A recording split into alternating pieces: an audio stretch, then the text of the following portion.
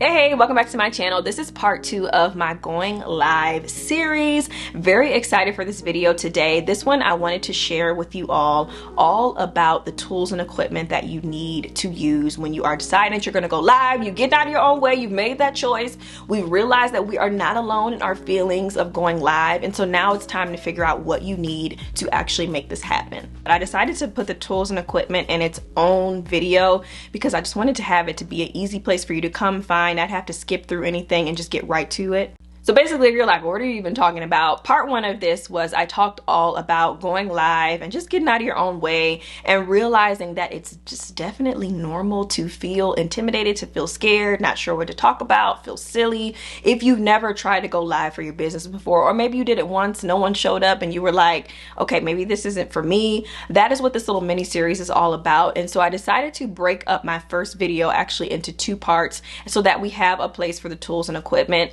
I am a person that likes to keep it simple when it comes to really doing anything in my business, to a point. Like, I can be very extra as well with some things, but when it comes to my tech setup, especially for going live, I do it pretty often. And so I really do like to just have some very basic things to go live. And I wanted to talk to you all about that. But I wanted to just throw out this note that you do not need a lot to do this. You do not need to have the top of the line camera or the top of the line speaker or the best softwares in order to do this. As long as you have a smartphone and a good Wi-Fi connection, or even just a good connection, like, that's really all that you need in order to get this process going. And so I don't want to for a second make anyone feel like they need to have this huge media cabinet of all of these things. You absolutely do not. You can get started right where you are.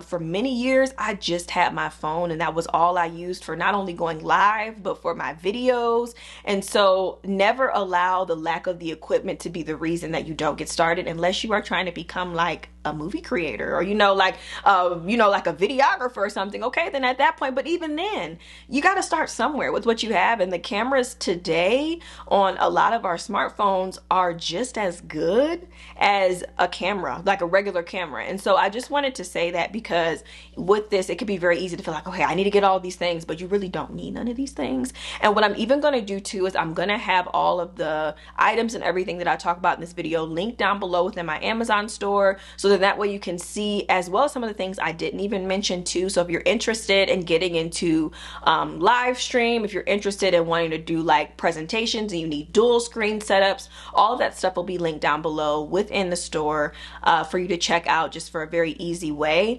But all in all, I just wanted to throw it out there that you really don't need to buy anything. Maybe if I had to say one thing, if you don't have it, will maybe be a tripod. But as far as lighting, you can get in front of a big window. You can make sure your room is quiet as far as like for the best sound. If you have a decent smartphone, you really don't need much more than that, but the tripod would be helpful. That would allow for your phone to be held up on something. So anyway, I wanted to just mention that, but let's get into this of some of the tools and equipment to use if you are going to be going live. I think it's definitely going to depend on where you're going live at and what your goals are. But first and foremost, I think just everyone a smartphone, definitely a newer phone if possible, just for the better camera. But I don't mean like newer, like the latest model. I mean within like the last 5 years or so. Like, I'm pretty sure you're going to have a camera that's just fine, and that will have the capabilities that you need to be able to run the live. Of course, a strong internet connection if possible. We do not have the best internet connection in my house, and we're able to manage it. And so I know you can definitely make it work. If you have to go somewhere that has Wi-Fi, great. But definitely, yeah, the strong Wi-Fi and the smartphone are by far the bare minimum things that you need to have. Now, if you're like me and you like to do a little bit extra, you like to go the extra mile, these are some different things you can consider investing in. And I've talked about these in past videos. But first of all, having a good streaming software, I think, is really, really important. The 3 that I would recommend, first and foremost, let's say this is not really alive to the public per se, but Zoom, of course, is a great platform, especially if you want to be able to like pull up your screen, share slides and different things like that. and you want to be able to use it from a computer standpoint, I think that that's wonderful. Also, Ecamm Live is by far my favorite streaming platform. They recently just rolled it out where now you can stream on multiple platforms from Ecamm Live. So I love that, and their features are just so robust when it comes to being able to just share audio and video and just whatever you want to share on your screen as you're talking, and have overlays and just endless features. So I absolutely love it. And then StreamYard is another one. StreamYard as well is amazing. I like it because you don't have to actually download the software on your computer, so you can save some space that way. But StreamYard is wonderful as well.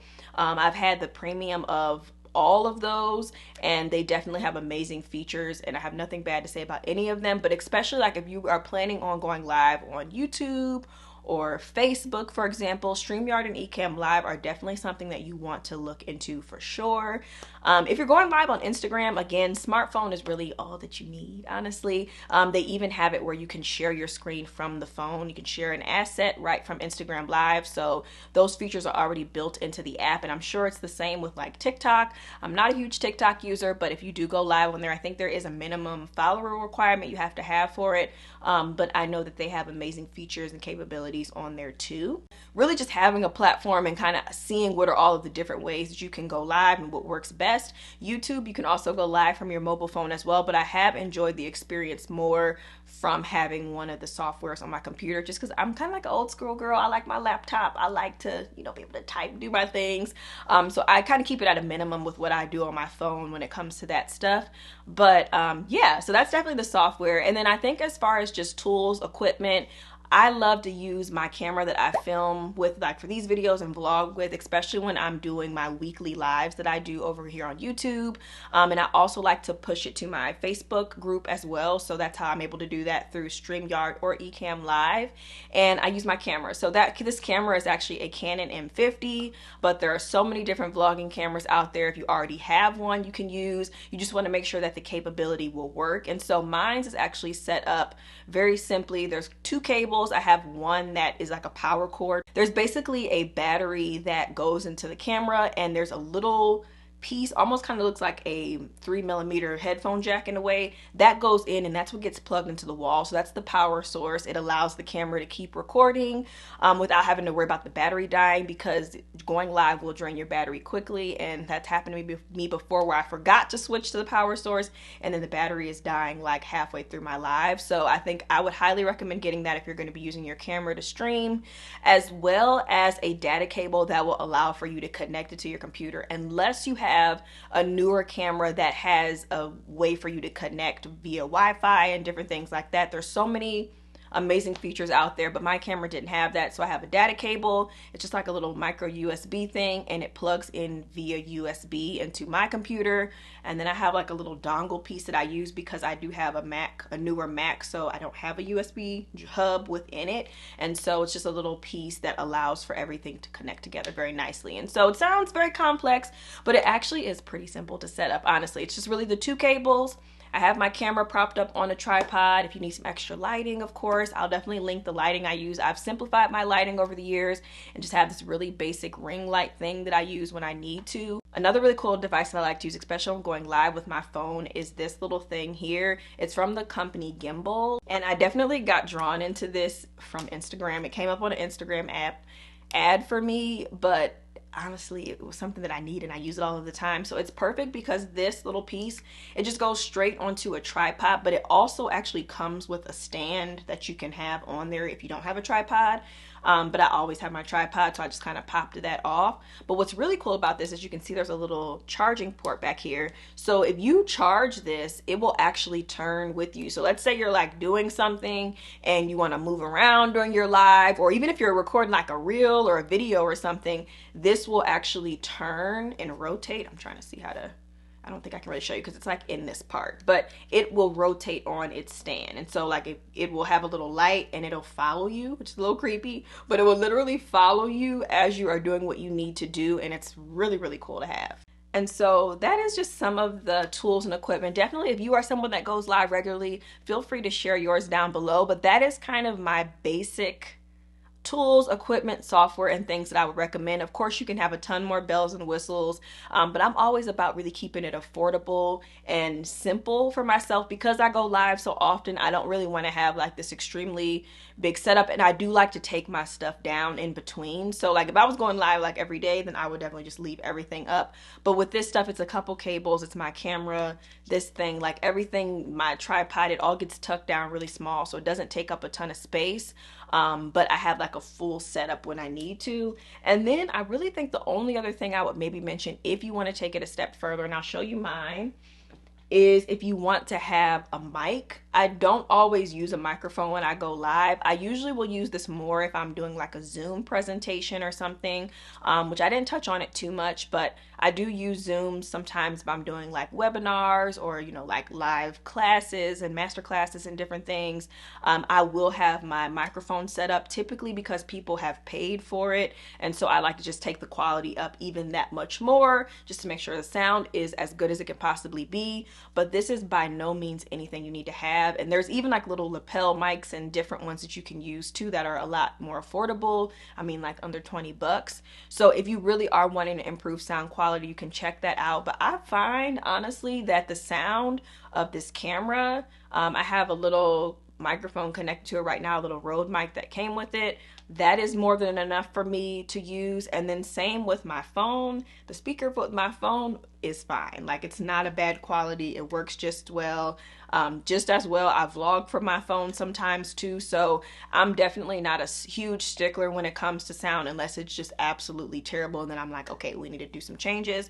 But usually I'm fine with just the system operations. My computer microphone, it works just fine for when I'm going live on YouTube and everything. But again, if you want to take it up a notch, possibly consider getting yourself a microphone. And so that's really it for the tools and equipment. Like I mentioned, there will be some things linked down below for you all to check out as far as the shoppable links and just other things that I didn't mention in this video. If you're really wanting to get your tech up and really wanting to get some things in place, if you are planning to do different types of live events, I have all of that down for you in the description. Thank you all so much for watching, and I will see you in part 3 of this series. We're going to be breaking down exactly what to talk about on these lives and how to keep it consistent, because that can be a big thing. Like you might have 1 or 2 ideas to talk about, but you might be like, okay, well now what? And so we're going to talk about that, and we're going to even take it a step further and talk about how that can look for products versus services and a combination of both, because I'm a little bit of both for me personally. So definitely stay tuned for that one, and I'll see you next time. Thanks for watching.